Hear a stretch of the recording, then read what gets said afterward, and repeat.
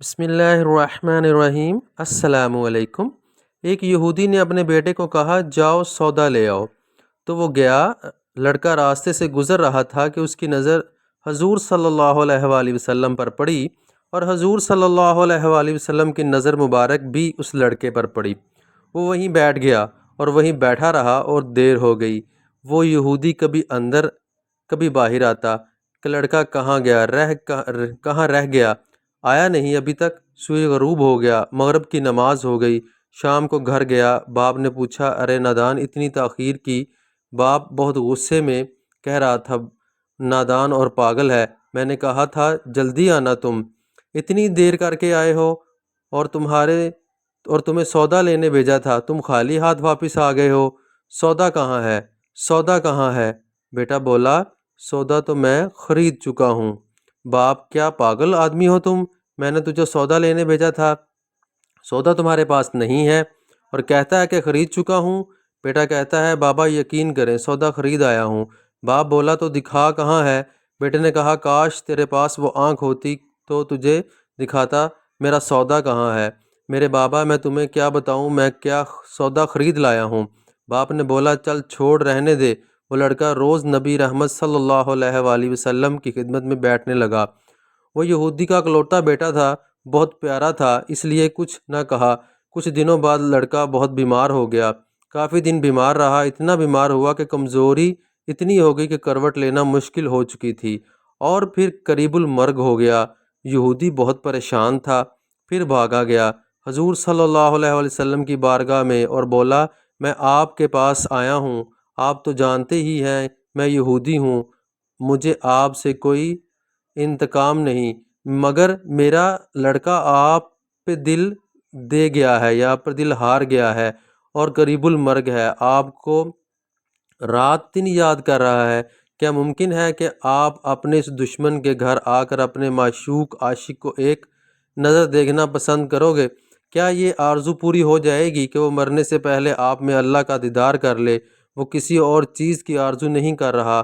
آپ صلی اللہ علیہ وسلم نے یہ نہیں فرمایا کہ میں جاؤں گا یا نہیں جاؤں گا۔ آپ صلی اللہ علیہ وسلم نے فرمایا ابو بکر اٹھو، عمر اٹھو، علی اٹھو، چلو چلیں، عثمان آؤ، باقی 20 جو سب ہیں چلیں، آپ کے عاشق کا دیدار ہم بھی کریں۔ اپنا دیدار اسے دیتے ہیں، آخری لمحہ ہے، آنکھیں بند کرنے سے پہلے اسے ہم کچھ دینا چاہتے ہیں، چلو چلتے ہیں۔ یہودی کے گھر پہنچے تو لڑکے کی آنکھیں بند تھیں۔ حضور صلی اللہ علیہ وسلم سراپا عالم کرم ہی کرم ہے۔ لڑکے کی پیشانی پر آپ صلی اللہ علیہ وسلم نے اپنا دست اقدس رکھا، لڑکے کی آنکھیں کھل گئیں جیسے زندگی لوٹ آئی ہو، جسم میں طاقت آ گئی، ناتوانی میں جوانی آئی، آنکھیں کھولیں، رخ مصطفیٰ پر نظر پڑی، ہلکی سی چہرے پر مسکراہٹ آئی، لب کھل گئے، مسکراہٹ پھیل گئی۔ حضور صلی اللہ علیہ وسلم نے فرمایا بس اب کلمہ پڑھ لو۔ لڑکا اپنے باپ کا منہ تکنے لگا تو وہ یہودی بولا میرا منہ کیا تکتا ہے، ابو القاسم محمد بن عبداللہ جو کہتے ہیں وہ کر لو۔ یا رسول اللہ صلی اللہ علیہ وسلم میرے پاس تو کچھ بھی نہیں ہے۔ آپ صلی اللہ علیہ وسلم نے فرمایا بس تم کلمہ پڑھو، میں جانوں اور جنت جانے، تم میرے ہو، جاؤ، جنت بھی تو میری ہے، جنت لے جانا یہ میرا کام ہے، لے کے جانا یہ میرا کام ہے۔ لڑکے نے کلمہ پڑھا، جب اس کے منہ سے نکلا محمد الرسول اللہ صلی اللہ علیہ وآلہ وسلم، روح باہر نکل گئی، کلمے کا نور اندر چلا گیا، آنکھیں بند ہو گئی، لب خاموش ہوئے۔ اس لڑکے کا باپ وہ یہودی بولا محمد میں اور آپ دونوں مخالف ہیں، اس لیے یہ لڑکا اب میرا نہیں رہا، اب یہ اسلام کی مقدس امانت ہے، کاش شانہ نبوت صلی اللہ علیہ وسلم سے اسے کا جنازہ اٹھے، تب ہی اس کی عزت ہے، لے جاؤ اس کو۔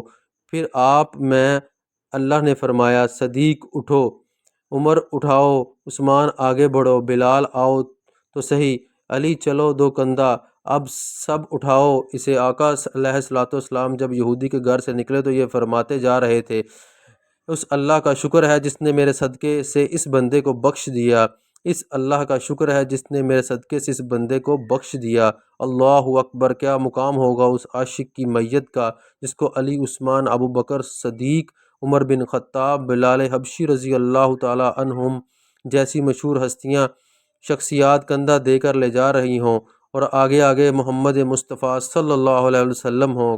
قبر تیار ہوئی، کفن پہنایا گیا، حضور صلی اللہ علیہ وسلم قبر کے اندر تشریف لے گئے، قبر میں کھڑے ہوئے اور کافی دیر کھڑے رہے، اور پھر اپنے ہاتھوں سے اس عاشق کی میت کو اندر اتارا۔ آپ صلی اللہ علیہ وسلم کے اندر پنجوں کے بل چل رہے تھے، مکمل پاؤں مبارک نہیں رکھے ہوئے تھے۔ کافی دیر بعد آپ یہ قبر سے باہر آئے تو چہرے پر تھوڑی زردی چھائی ہوئی تھی، تھکن محسوس ہوئی۔ اللہ اکبر غنی۔ صحابہ پوچھتے ہیں حضور صلی اللہ علیہ وسلم یہ کیا ماجرا ہے؟ پہلے تو یہ بتائیے آپ صلی اللہ علیہ وسلم نے قبر میں پاؤں مبارک مکمل کیوں نہیں رکھا؟ آپ صلی اللہ علیہ وسلم پنجوں کے بل کیوں چلتے رہے؟ تو آپ صلی اللہ علیہ وسلم نے فرمایا قبر کے اندر بے پناہ فرشتے آئے ہوئے تھے، اس لیے مجھے جہاں جگہ ملتی تھی میں پنجہ ہی وہاں رکھتا تھا، پاؤں رکھنے کی جگہ نہیں تھی۔ میں نہیں چاہتا تھا کسی فرشتے کے پاؤں پر میرا پاؤں آ جائے۔ پھر صحابہ نے پوچھا آپ صلی اللہ علیہ وسلم قبر کے اندر کیوں گئے؟ ہمیں کہتے ہم چلے جاتے۔ تو سبحان اللہ خوبصورت جواب دیا کہ میں نے اس لڑکے کو بولا تھا نا تیری قبر کو جنت بناؤں گا، تو اب اسی قبر کو جنت بنانے قبر کے اندر چلا گیا تھا۔ تو پھر سرکار دو عالم صلی اللہ علیہ وسلم اتنے تھکے ہوئے کیوں ہیں؟ تھکا اس لیے ہوں کہ فرشتے اور حوریں اس عاشق کے دیدار کے لیے آ رہے ہیں اور میرے وجود سے لگ کر گزر رہے ہیں، اس کی وجہ سے میں تھک گیا ہوں۔